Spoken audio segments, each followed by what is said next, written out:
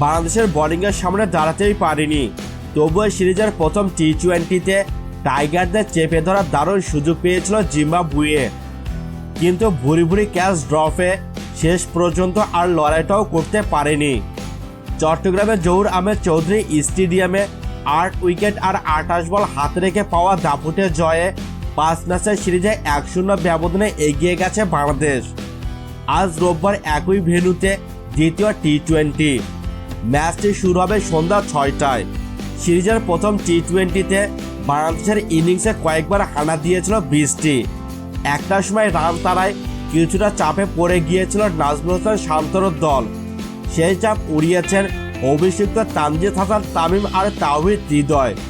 ঝড়ো জুটিতে ম্যাচ বের করে মার ছেড়েছেন তারা। তৃতীয় উইকেটে তাওহিদ আর তামিমের জুটিতে আসে 36 বলে 69 রান।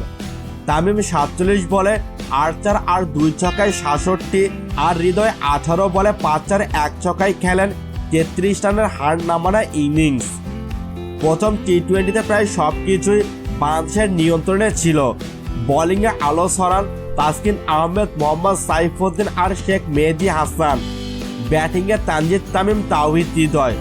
তবে এমন ম্যাচেও ফর্মে ফিরতে পারেননি লিটন দাস। 3 বলে 1 রান করে বোল্ড হয়ে ফেরেন দীর্ঘদিন ধুঁকতে থাকা এই মারকুটে ওপেনার। তার বদলে একাদশে দেখা যেতে পারে সৌম্য সরকারকে। বোলিংয়ে রান খরচ করেছেন শরীফুল ইসলাম আর রিশাদ হোসেন। মুস্তাফিজুর রহমান আপাতত বিশ্রামে থাকায় শরীফুলের বাদ পড়ার সম্ভাবনা কম। লেগ স্পিনার ভবিষ্যৎ বিবেচনায় রিশাদও একাদশের জায়গা ধরে রাখতে পারে।